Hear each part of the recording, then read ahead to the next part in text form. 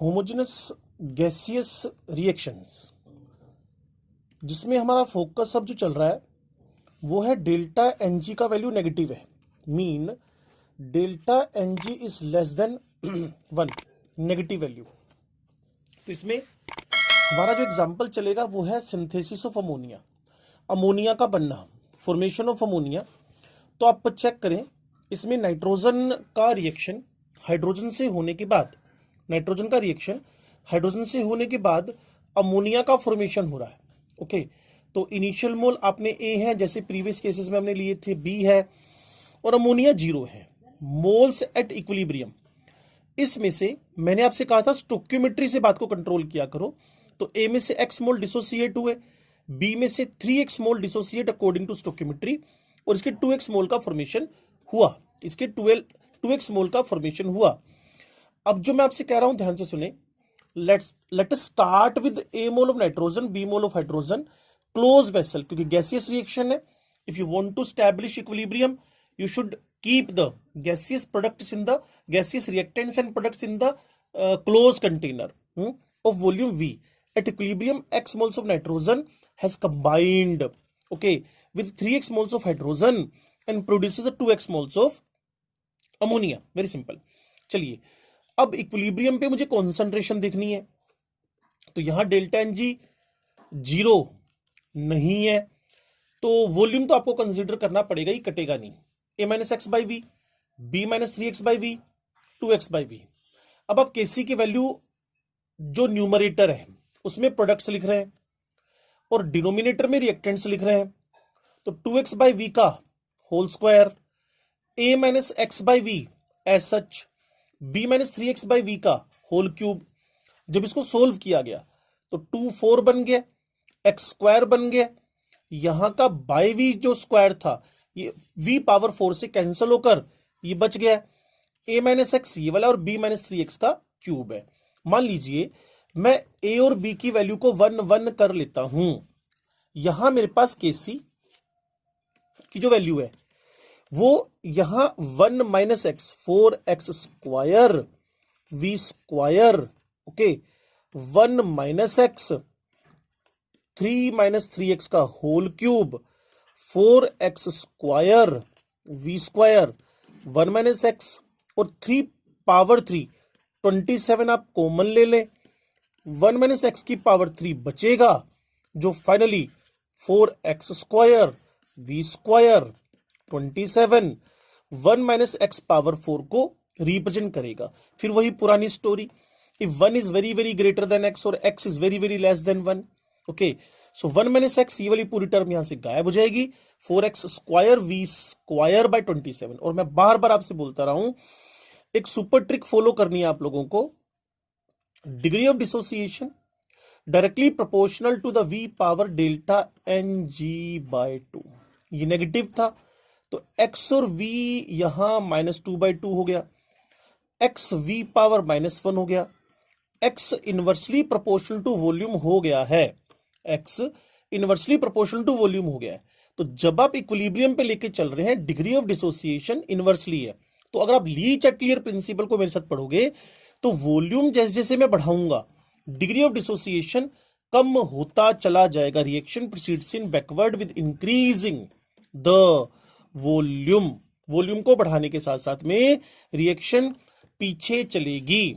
और super trick को मत भूलना, क्लियर, बिना डेरिवेशन के सीधे आपके आंसर्स निकलते जाएंगे। लीजिए एक्सप्रेशन ऑफ, अब केपी पे चलते हैं। तो वहां मैंने टोटल मोल गिनने, a minus x, b minus 3x 2x, a plus b minus 2x आपके पास टोटल मोल हो चुके हैं। लीजिए अगर आप टोटल प्रेशर को P कंसीडर कर ले एट द इक्विलिब्रियम, तो नाइट्रोजन के लिए individual mole total mole into total pressure, individual mole total mole into pressure, individual mole total mole into pressure. तो आपने क्या किया, इसके सारी की सारी वैल्यूज को फॉर्मूले में सेट किया कि p ammonia whole square 2x p a plus b minus 2x square, pressure of nitrogen a minus x a plus b minus 2x power nothing in 1, b minus 3x divided by a plus b minus 2x power 3। तो values को put किया और कुछ खास आपने नहीं किया। जब इसको सोल्व करेंगे तो 4x square as such, okay, a plus b minus two x, a plus b minus two x, a plus b minus two x, तो यहां की power a plus b minus two x power 4 है, और ऊपर a plus b minus two x की power 2 है। तो जब डिनोमिनेटर न्यूमरेटर में जाएगा तो पावर 2 के साथ आएगा। तो इसका गेम, इसका गेम, इसका गेम हो गया। p पावर 2 और p पावर, हमारे पास यहां प्रेशर मिस हो गया, तो वो प्रेशर इसके साथ भी है, वो प्रेशर इसके साथ भी है, तो फाइनली आपके पास यहां अपीयर हो जाएगा स्क्वायर के फॉर्म में। कुल मिलाकर आपके पास a minus x, b minus three x, अब a और b की वैल्यू 1 1 लिख लो, वही पुराना स्टोरी हो जाएगा। 27 1 minus x power 4 p square. जब इसको भी आप सोल्व करोगे, 1 is very greater than as well as 2 is very very greater than x, तो यहां मेरे पास 16 एक्स स्क्वायर 2 पावर 2, यहां 27 1 minus x square P square, तो ये कलेक्टिवली 64 एक्स स्क्वायर हो जाएगा। 27 मेरे पास पी स्क्वायर हो जाएगा, और एक्स और पी का डायरेक्टली का रिलेशन। तो मैं बार बार आपसे बोलता रहा हूं कि सुपर ट्रिक की तरफ आपने ध्यान देना है, जो सुपर ट्रिक मैंने आपको बताई थी कि x p power 1 by p power delta N g by 2, delta N g negative था तो एक्स पी के डायरेक्टली में आ गया है। When we increase the pressure then reaction proceeds in, अगर आप प्रेशर को बढ़ा रहे हो तो एक्स भी बढ़ेगा, रिएक्शन प्रोसीड्स इन फॉरवर्ड, और अमोनिया की ज्यादा क्वांटिटी आपके हाथ में आएगी, अमोनिया की ज्यादा क्वांटिटी आपके हाथ में आएगी। नाउ देखिए अब गोल्डन की पॉइंट्स क्या है, पुराने रिवीजन में से कुछ बातें निकली होंगी। अगर हम inert gas, if inert gas mixed at constant temperature at constant volume, ठीक है जी, in an equilibrium chemical reaction, then total number of moles of gases are present in container increase, वो तो बढ़ने ही थे, क्योंकि आप इनर्ट गैस मिक्स कर रहे हो, उसके मोल मिक्स कर रहे हो, तो पक्का जो PV is equal to NRT है उसके अकॉर्डेंस में पी और एन डायरेक्टली चल रहे हैं।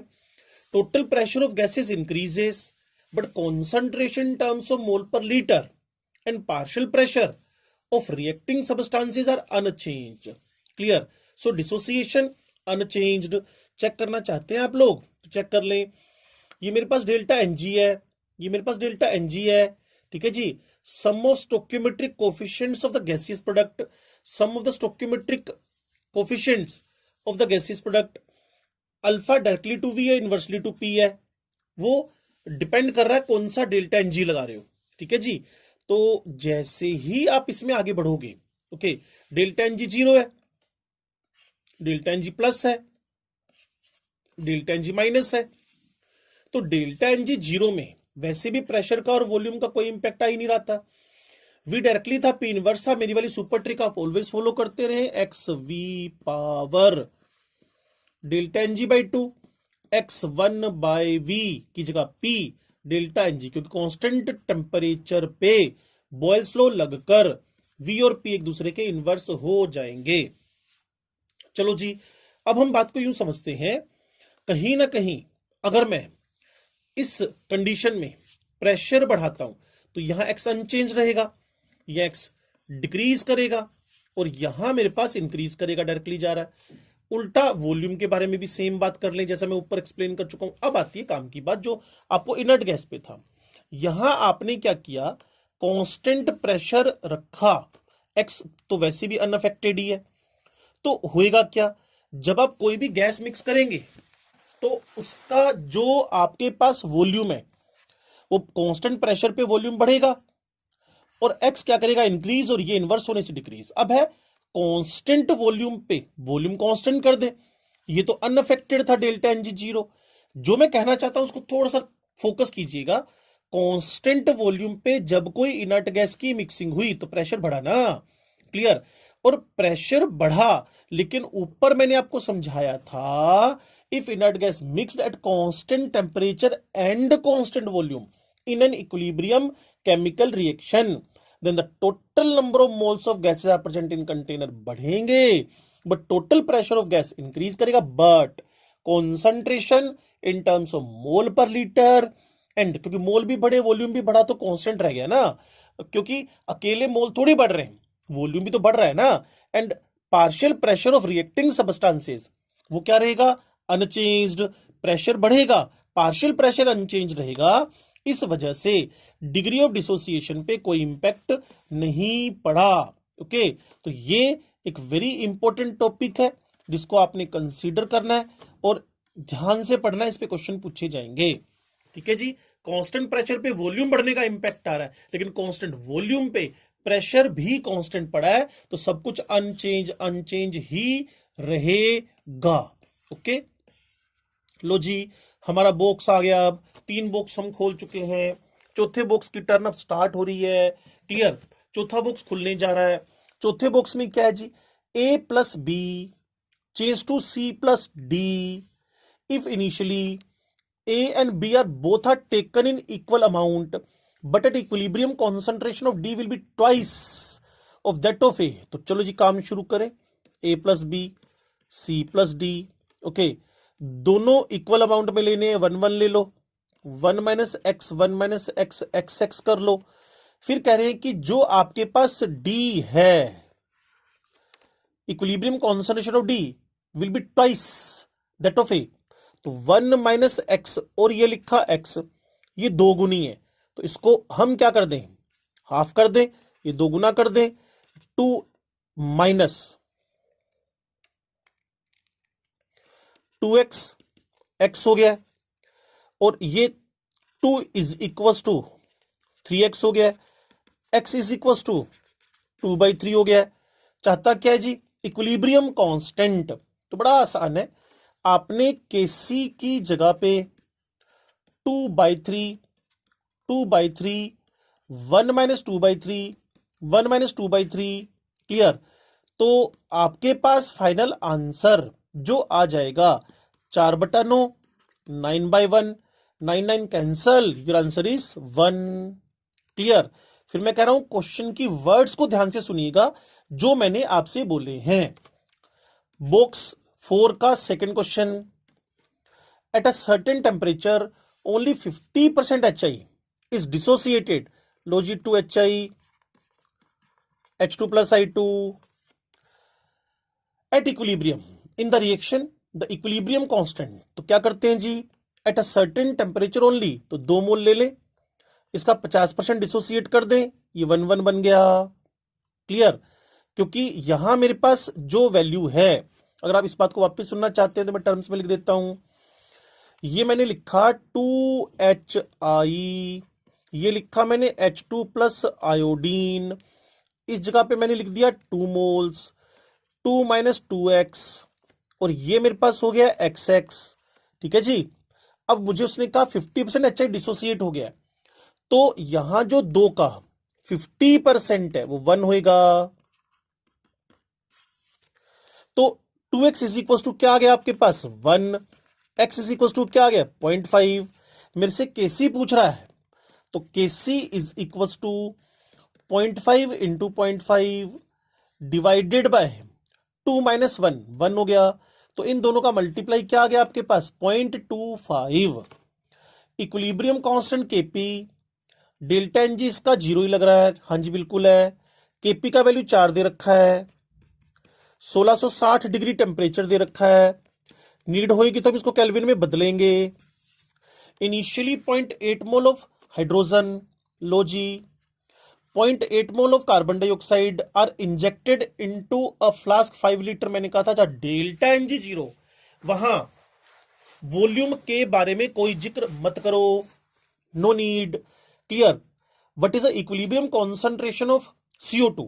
अब इंडिविजुअल बात करें तो आपको जितने मोल निकलेंगे उसमें 5 का डिवाइड कर देना। अभी फिलहाल मैंने क्या करना है, 0.8 माइनस एक्स पुट कर देना है, 0.8 माइनस यहां फिर एक्स पुट कर देना है, यहां एक्स एक्स पुट कर देना है, तो मेरे पास बन जाएगा 4 is equal to x square by 0.8 minus x का होल स्क्वायर। तो सीधा इसका रूट बना लें,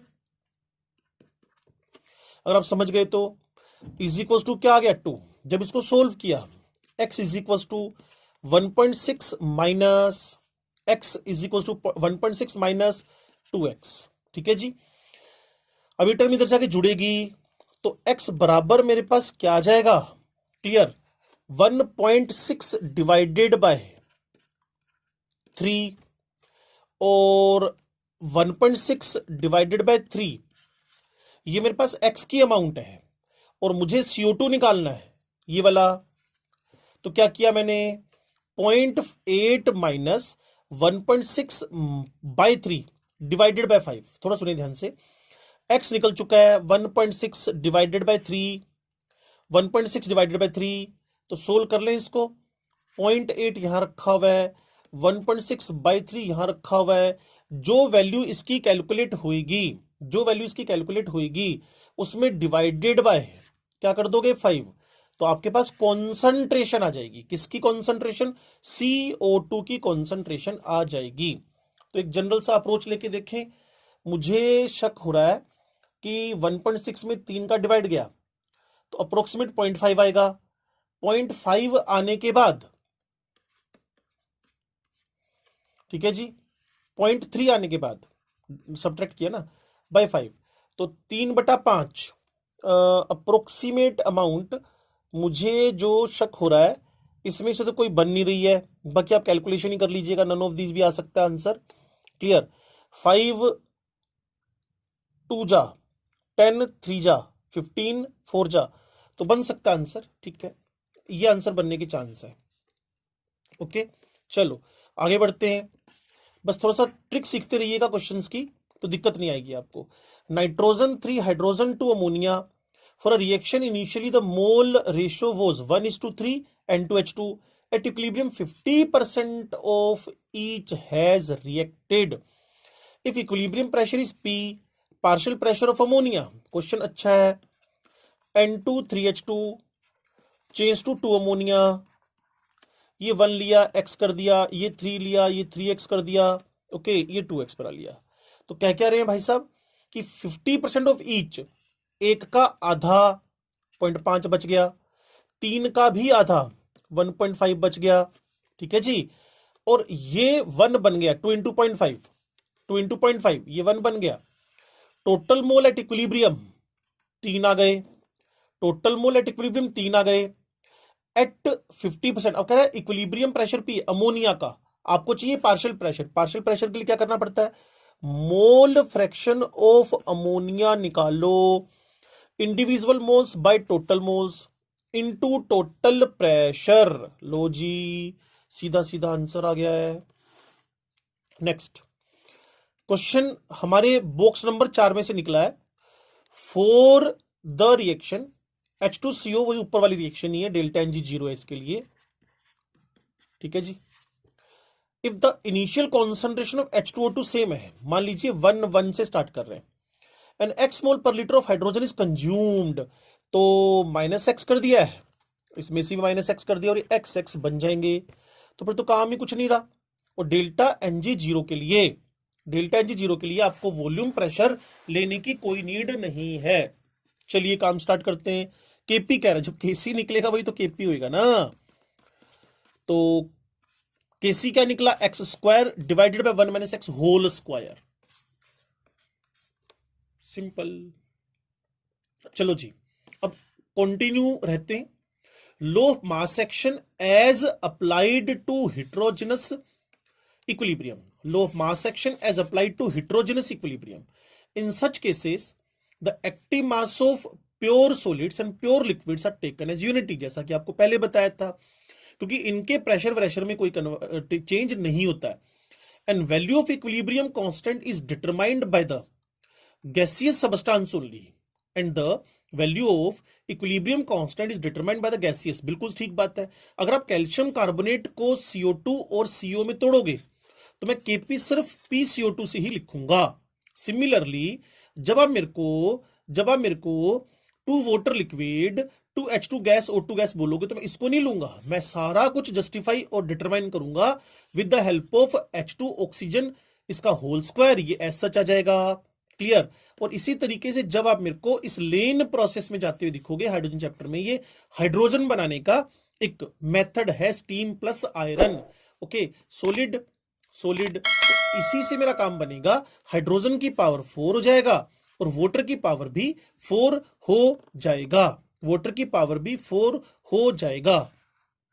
लो जी, नेक्स्ट है आपके पास इलुस्ट्रेशन, ध्यान से सुनिएगा, इलुस्ट्रेशन 8 है। Two samples of HI each of 5 gram were taken separately into vessels of volume 5 liter and 10 liter respectively at 27.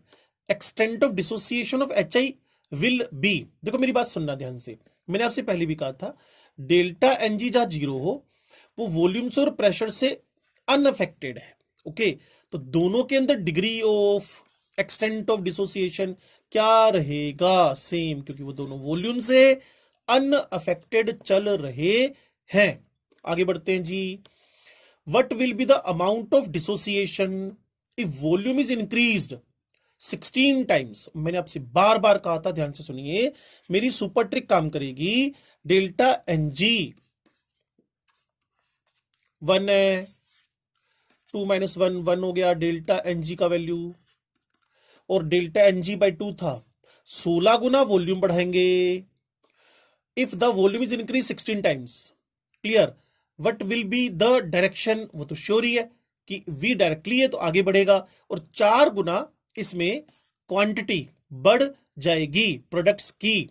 Okay, लो जी, असर्शन है for the reaction N2 plus O2 2NO increase in pressure at equilibrium has no effect on reaction. तो होना ही था क्योंकि delta N G क्या चल रहा है, 0।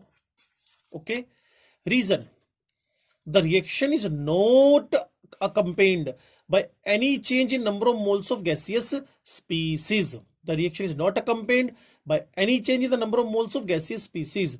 बात तो ठीक है, ना वॉल्यूम से अफेक्टेड है ना प्रेशर से अफेक्टेड है, that's why your answer should be 1। आप शायद समझ गए होंगे बात को कि पहला डेल्टा एन जी 0 होने की वजह से प्रेशर का और वॉल्यूम का इंपैक्ट एक्स पे नहीं आया, नो इफेक्ट, ठीक बात है बिल्कुल। The reaction is not accompanied by any change in number of moles of gaseous species. देख लो आपके सामने डेल्टा एन जी 0 है। लीजिए, इस चैप्टर का अब एक वेरी इंपॉर्टेंट लास्ट टॉपिक का डिस्कशन चल पड़ा, जिसको बोलते हैं Le Chatelier principle, that is known as the Le Chatelier principle. LCP से बार बार आपको बोला जाएगा, ली चैटलियर प्रिंसिपल। मैं तो इसको सिंपल बात बोलता हूं, ये आपके पास एक रिएक्शन प्रिंसिपल है, ये आपके पास एक रिएक्शन प्रिंसिपल है, आपके पास एक रिएक्शन प्रिंसिपल है, जिसमें आप किसी भी कॉन्सेंट्रेशन को, टेम्परेचर को, प्रेशर को घटाएंगे, बढ़ाएंगे, बढ़ाएंगे, घटाएंगे, तो उसने उस डायरेक्शन में खुद को शिफ्ट कर लेना है जिससे किया हुआ इफेक्ट खत्म हो जाए, नेग्लिजिबल हो जाए, 0 हो जाए। ठीक है जी। According to this principle, if a system at equilibrium is subjected to a change of concentration, pressure or temperature, then the equilibrium is shifted in such a way to nullify 0 the effect of change. LCP is applicable for both chemical and physical equilibrium. इसके बारे में physical equilibrium हमने अभी पढ़ना है। Okay, तो chemical equilibrium पे हम इसको स्टडी करने जा रहे हैं। कहीं भी एक पर्टिकुलर स्ट्रेस ऐड करना है तो स्ट्रेस कहां रिलीज हो सकता है, स्ट्रेस कहां रिमूव हो सकता है, रिएक्शन बाय डिफॉल्ट उस डायरेक्शन में अपने आप को शिफ्ट कर लेगी। मान लीजिए कॉन्सेंट्रेशन बढ़ा रहे हैं, तो जब भी कभी आप रिएक्टेंट की कॉन्सेंट्रेशन बढ़ाएंगे, ठीक है जी, तो होएगा क्या, reaction proceeds in forward to nullify the increasing effect of concentration in an equilibrium. Increasing the concentration of reactant results in shifting the equilibrium in favor of products, while increasing concentration of the product results in shifting the equilibrium in favor of reactant. ये बढ़ेगा तो forward और ये बढ़ेगा तो reaction proceeds इन backward. इस पे भी ना एक रिएक्शन क्वोशेंट के अकॉर्डिंगली समझना ज्यादा आसान रहेगा। अब देखिए इस प्रेशर का और वॉल्यूम के इंपैक्ट को मैं आपको कम से कम इस वीडियो में सातवीं छठी बार बोल रहा हूं। सुपर ट्रिक को अप्लाई करना। X v power delta N g by two x 1/p delta N g by two. तो जब आप वॉल्यूम के बारे में बात करें तो delta N g zero, no effect. Delta N g plus directly, delta N g negative inversely, यही कहा है। When the pressure on the system is increased the volume decreases proportionally, क्योंकि टेम्परेचर कांस्टेंट पे पीवी इनवर्स है। Total number of moles present per unit per volume क्या होंगे, per unit volume increase कर जाएंगे। मुझे लग रहा है कि इसको जिस तरीके से मैंने सुपर ट्रिक से समझाया उसी से समझे। ये वाला स्टेटमेंट मुझे कुछ ज्यादा अच्छा नहीं लगता है, ये आपको कंफ्यूज करेगा। क्लियर? इससे अच्छा आप काम करें इस सुपर ट्रिक पे, सीधे सीधे आंसर आएंगे कि रिएक्शन को आगे भेजना है या रिएक्शन को पीछे भेजना है। टेम्परेचर का इंपैक्ट मैं आपको ऑलरेडी ये भी एक्सप्लेन कर चुका हूं। वेंटोफ का नाम आपने सुना था, एक न्यूमेरिकल भी सोल्व किया था, log K2 by K1। Clear? Delta H reaction 2.303 R 1/T1 minus 1/T2। if reaction is exothermic then temperature opposes, if reaction is exothermic then increasing temperature opposes the reaction, if it is endothermic increasing temperature favors the reaction। मतलब आप समझ गए होंगे, अगर reaction exothermic है तो temperature बढ़ाएंगे, reaction पीछे की तरफ जाएगी। और रिएक्शन में अगर प्रोसेस आपके पास एंडो है तो टेम्परेचर बढ़ाएंगे, रिएक्शन फॉरवर्ड जाएगी। वो इससे भी आपको पहले हम एक्सप्लेन कर चुके हैं। ओके, तो ली चैटलियर में कोई खास दम नहीं है, बस अब फिजिकल इक्विलिब्रियम पे इसको अप्लाई कर रहा है ये। क्लियर? और उसके बाद फिर इलस्ट्रेशन है आपका, आइस वाला बेस्ट इलस्ट्रेशन है। फिर यहां से आपके पास बिगिनर बॉक्स आ जाएगा। ठीक है जी। एंड देन एक बड़ा इंपॉर्टेंट टॉपिक जिसका मैं इंतजार कर रहा था, reaction quotient non equilibrium conditions के बारे में बात कर रहा है। और एक और आपके पास आएगा degree of dissociation with the help of vapour density method. Clear है? ये पीछे की दे रखी है बिगिनर बॉक्स की, आप मैच करवा लीजिएगा। ओके, फिर आपके पास धीरे धीरे करके ये क्वेश्चन स्टार्ट हो जाएंगे, इन सबको सोल्व करेंगे हम लोग। तो बोदरलेस रहें, हम कंटिन्यू रहते हैं किसके अंदर, ये लो जी, ये सब समझ में आ गए होंगे आपको, ये भी, ये भी। ठीक है जी। फिजिकल इक्विलिब्रियम पे हमने अप्लाई करना है LCP, le Chatelier principle. Physical reaction क्या है जिसमें फिजिकल स्टेट इन्वॉल्व हो, solid, liquid and gas. Solid in liquid equilibrium, यहां आप सोल्युबिलिटी की बात करेंगे। गैस इन लिक्विड इक्विलिब्रियम, तो आपके पास है those reactions in which change in only and only physical state, solid liquid gas of substances takes place without any chemical change called the physical reaction। तो example में ice water system, ice water system देखिए बहुत अच्छा example है ये। Melting of ice is accompanied bye absorption, सबको पता है जब आइस वाटर में बदलेगी तो हीट तो एब्जॉर्ब भी करेगी ना बच्चे, एंडोथर्मिक प्रोसेस। ठीक है जी, फ्रीज में पड़ी हुई बर्फ पिघलती थोड़ी है, बाहर पिघलती है, तो इसके वॉल्यूम का डिक्रीज होएगा। और आपको पता है पानी की सरफेस पे आइस क्या करती है, फ्लोट करती है। ठीक है जी, इसका मतलब आइस सॉलिड होकर भी इसकी डेंसिटी पानी से कम है। क्लियर है जी? Less density than water liquid, तभी तो फ्लोट कर रही है। और डेंसिटी जिसकी कम है उसका वॉल्यूम ज्यादा है, क्योंकि उसके स्ट्रक्चर में खाली जगह है। क्लियर? इंटरकेस स्ट्रक्चर पड़ा हुआ है इसके अंदर जहां कैविटीज बनी हुई है। तो जब पानी में बर्फ बदली, एक सॉलिड जब लिक्विड में बदला तो डेंसिटी घट गई, डेंसिटी घट गई। क्लियर।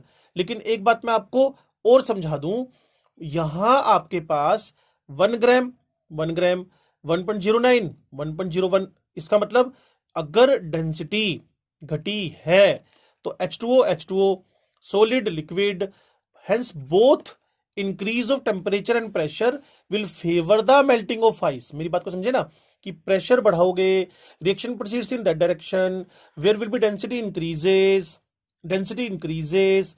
तो जब मैं प्रेशर बढ़ा रहा हूं तो पानी लिक्विड की तरफ, जबकि सॉलिड शुड रिमेन सॉलिड, लेकिन यहां प्रेशर बढ़ने से, यहां प्रेशर बढ़ने से, यहां प्रेशर बढ़ने से क्या हुआ, पानी ज्यादा बनने लगा। तभी तो कहा है कि टेम्परेचर प्रेशर दोनों ice water, ice water, clear, ice को वाटर में कन्वर्ट कर, टेम्परेचर बढ़ने में तो नो डाउट सबको पता है, when we increases the temperature on the ice that converted to the liquid. लेकिन प्रेशर बढ़ने से तो सॉलिड रिमेन सॉलिड होना चाहिए था यार, लेकिन हुआ क्या, सॉलिड सॉलिड नहीं रहा, सॉलिड सॉलिड नहीं रहा, solid converted to the liquid. So ये वाला इक्विलिब्रियम वेरी वेरी इंपॉर्टेंट की कैटेगरी में जा रहा है।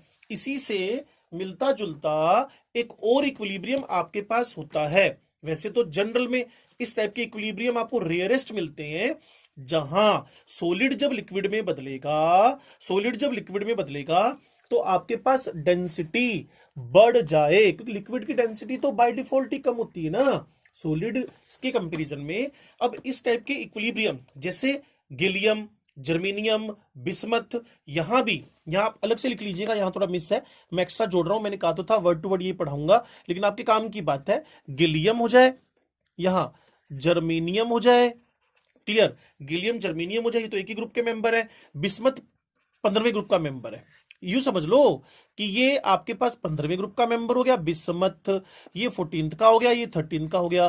तीनों ग्रुप में ऐसे मेंबर हैं जिनपे अगर आप प्रेशर बढ़ाते हो तो ज्यादा लिक्विड अपीयर होएगा। क्लियर। तो एक बहुत अच्छा एग्जांपल है, इसको कुछ बुक्स एक्सेप्शनल बिहेवियर लिख देती हैं, लिखने दो, उससे कोई फर्क नहीं पड़ता। स्टडी डेंसिटी बेस्ड चल रही है। अगला बड़ा आसान है, देखिए, water, water vapour, vaporisation of the water, तो टेम्परेचर बढ़ाओगे ज्यादा गैस अपीयर होएगी, सब बच्चों को पता है, ज्यादा वेपर बनेगी, सब बच्चों को पता है। When we increases temperature more will be, more water vapour will be appear, तो reaction proceeds in forward, very simple. Equilibrium shifts towards right, right mean आपके आपके वाटर वेपर की तरफ, and temperature is increase, so rise in temperature will increase the vapour. Equilibrium shifts towards left hand side when pressure is in, अब देखो मेरी बात सुनना ध्यान से, यहां सॉलिड लिखा, कूल होके सुनना, यहां लिक्विड लिखा, यहां गैस लिखा, ठीक है। अगर आप किसी सॉलिड पे प्रेशर बढ़ाते हो, दैट रिमींस सॉलिड, प्रेशर बढ़ा दिया, क्लियर। अब मैं थोड़ा सा इसको जगह अलग के लिख देता हूं कि जब प्रेशर बढ़ा दिया तो liquid liquid liquid liquid liquid change to solid, simple ना, solid is more condensed, the molecular forces are strong, intermolecular spaces less, तो गैस पे प्रेशर बढ़ाओगे वो लिक्विड बनेगा, उल्टा गेम खेल लो। अब ये तो कह रहा है भाई equilibrium shifts toward the left left left left left left left left left, मतलब क्या ज्यादा बन गया, पानी, clear. When the pressure is increased, तो प्रेशर बढ़ाओगे तो भाई गैस लिक्विड लिक्विड सॉलिड में बदलेगा, volume is decreased, so increase in pressure will favour the rate of condensation of the vapour into water, thus favorable conditions for conversion of water into vapor, water into vapor।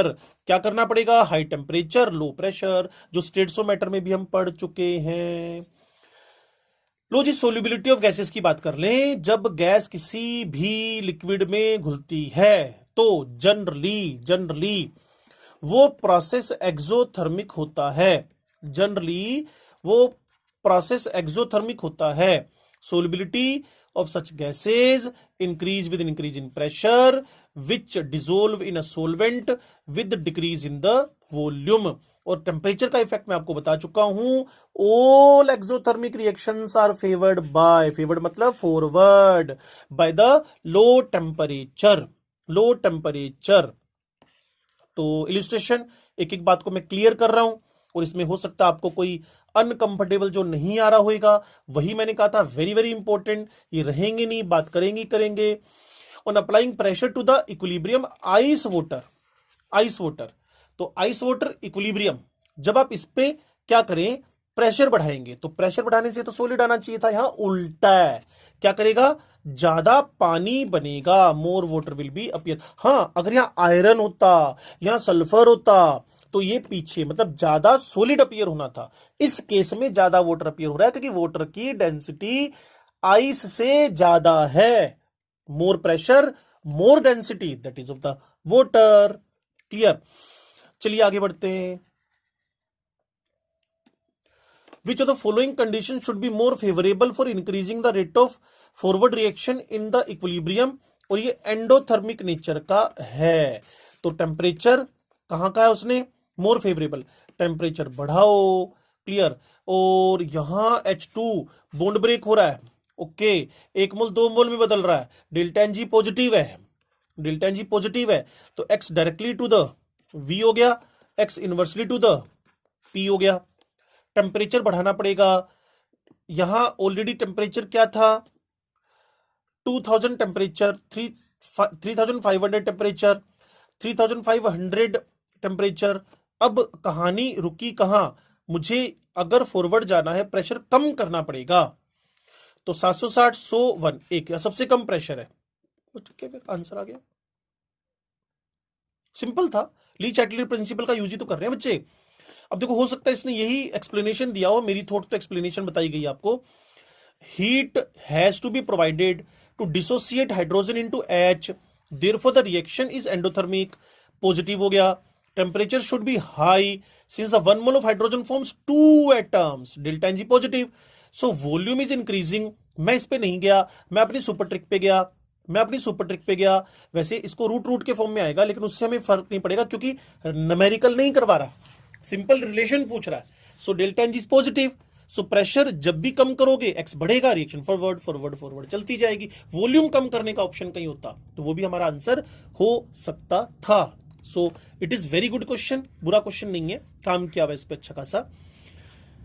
चलिए अब चलते हैं illustration 13 पे, ध्यान से सुनिएगा। Assertion SO2 half O2 SO3, थोड़ी सी नजर मार ले जो आपको काम करेगी। एक में से 1.5 गया तो माइनस का 0.5, तो डेल्टा एन जी यहां नेगेटिव है, और प्लस हीट लिखा है तो पक्का डेल्टा एच जी भी माइनस हीट, मतलब एक्सोथर्मिक है। Forward reaction is favoured at low temperature, वो तो होना था क्योंकि एक्सो है। हाई प्रेशर वो भी होना था क्योंकि एक्स डायरेक्टली टू पी आ चुका है, ओके। तो ठीक है, सब कुछ सही लिखा हुआ है, ये आपके पास ट्रू लिखा हुआ है। Reaction is endothermic, how the reaction is endothermic, it is exothermic, तो ये स्टेटमेंट आपके पास क्या हो गया है, फॉल्स हो गया है। ठीक है जी, चलिए इलस्ट्रेशन 14 पे चलते हैं हम लोग। इलस्ट्रेशन 14 पे अब थोड़ा सा दिमाग लगाएं, ये हेट्रोजेनस इक्विलिब्रियम है, ये आपके पास CO2 बन गया, goes to completion in lime kiln, because क्योंकि इसके अंदर CO2 एस्केप कर रहा है कॉन्टिन्यूअसली, क्योंकि अगर आप इक्विलिब्रियम स्टैब्लिश करवाना चाहते हो, वैसे आपको कहना है कंप्लीशन की तरफ क्यों जाएगी, क्योंकि कोई भी ओपन कंटेनर होगा तो रिएक्शन में CO2 बाहर निकलती जाएगी और टूवर्ड्स कंप्लीशन चलेगी। चलो जी, assertion reason 15th question, for reversible exothermic reaction extent of reaction increases with increase in temperature. तो थोड़ी सी अगर आप दिमाग लगाएं, रिवर्सिबल एक्सोथर्मिक है तो यहां एक्सटेंट ऑफ रिएक्शन डिक्रीजेस की जगह पर इंक्रीज इन टेम्परेचर से कहीं ना कहीं ये बात ठीक लिख रहा है, ये डिक्रीज करेगा क्योंकि इंक्रीज कर रहा है, रिएक्शन एक्सोथर्मिक है, ये ट्रू हो गया है। इन reversible exothermic reaction temperature is favourable for more formation of products, ये बात आपको गलत लिख रहा है, इसको लिखना चाहिए रिएक्टेंट्स। तो आंसर आपके पास थर्ड मैच कर गया